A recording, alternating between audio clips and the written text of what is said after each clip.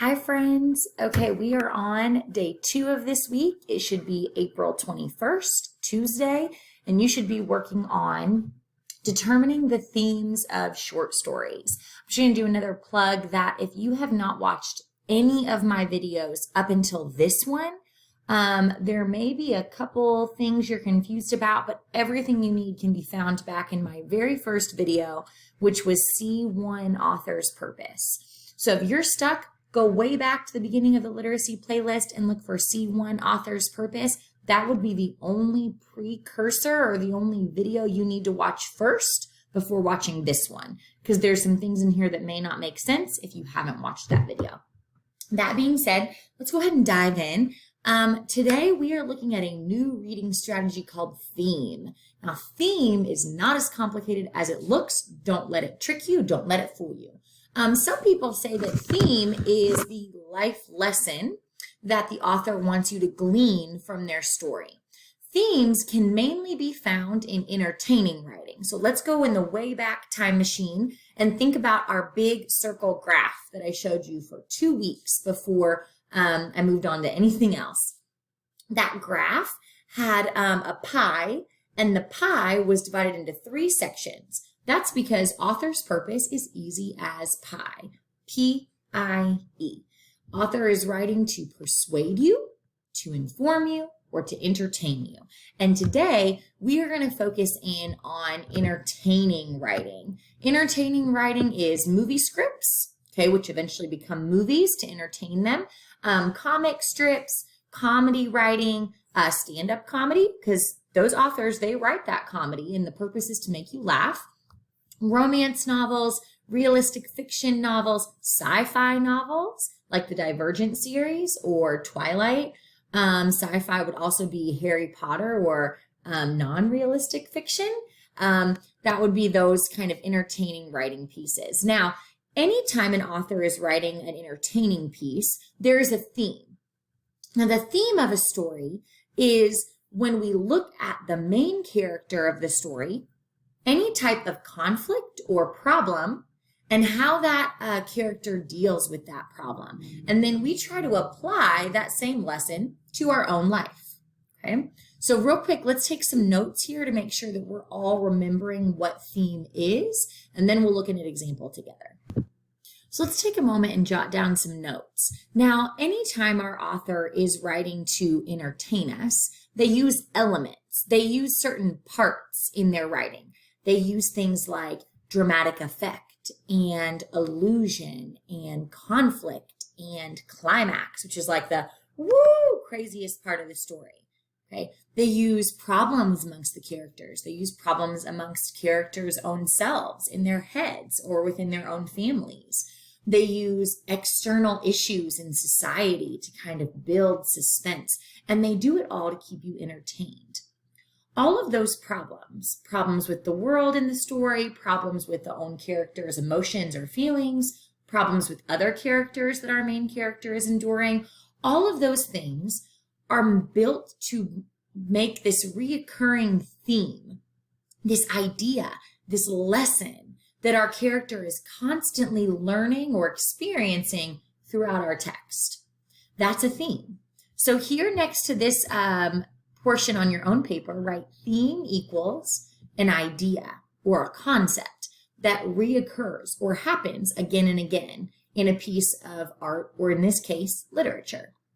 A recurring theme, something that we see from the beginning of the story throughout the entire story to the end.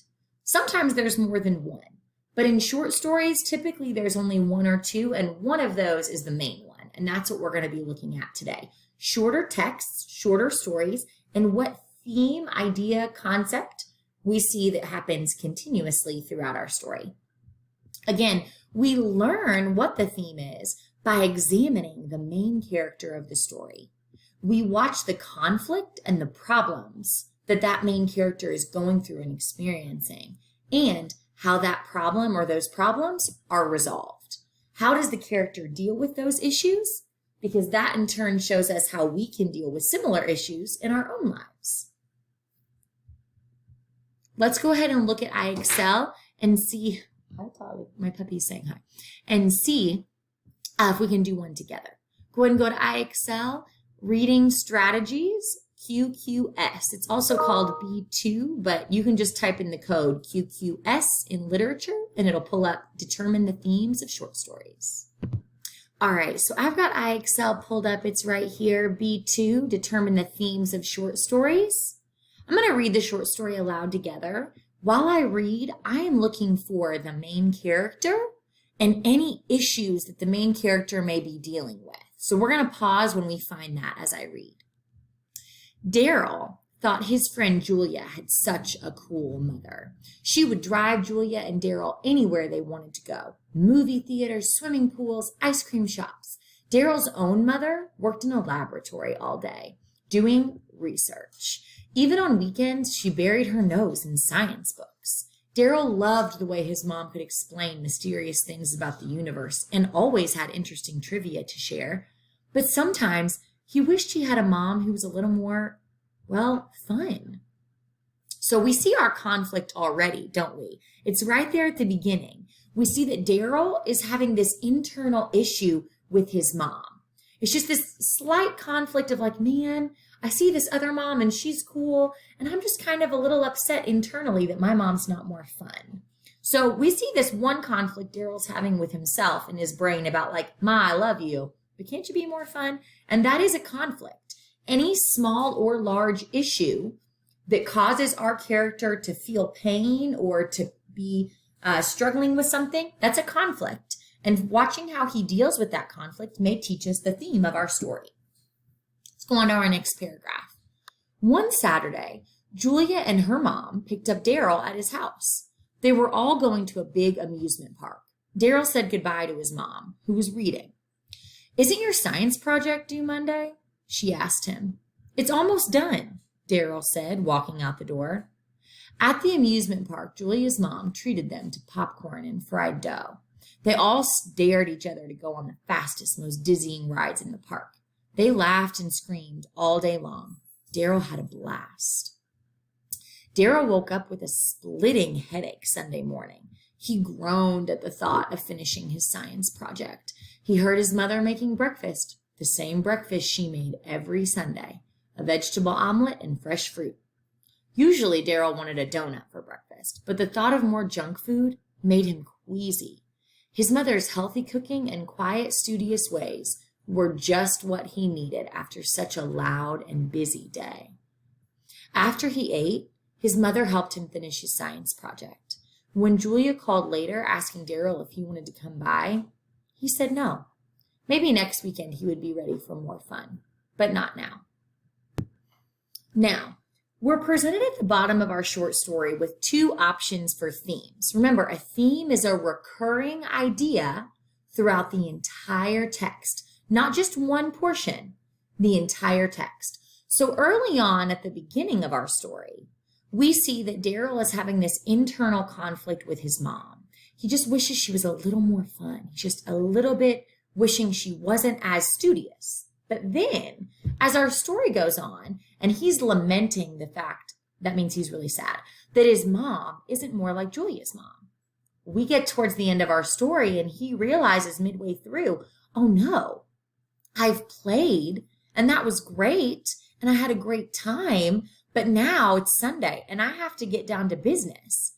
And the idea of playing more, whether it's with his eating or his time, makes him nauseous. He's like, I don't want any more junk food. I don't want to be more fun with my food. I need something healthy. I feel icky inside. I need something good for me. And my mom always makes this vegetable omelet, and it's good. It's consistent, and I like it. And then he says down here in the last paragraph, her quiet, studious ways is just what he needed. And he's like, yes, my mom, she is smart and she studies all the time. And that's just what I need. It says after he ate, his mom helped him finish his project. So his mom wasn't all about, yay, let's party and have a good time. But she was able to help with his project. And in that moment, that's exactly what he needed. He had fun with Julia and her mom at the park, but it was time to get down to business. And as I look at these two themes, even though I see that work should come before play, and that's an idea that's probably true, the idea I see most throughout our entire text is this first one. that every person has something to offer. Julia's mom offered fun, engaging stuff, and Daryl's mom allowed him to be able to feel good, have consistent work ethic, finish his project. Both moms offered something good for his life, and he realized that at the end of the story. I'm going to go with A. And that's correct. Okay. Do not get caught up on little parts. It's what conflict and resolution and idea do you see throughout the whole text, even to the bottom. That's your theme. Good luck today.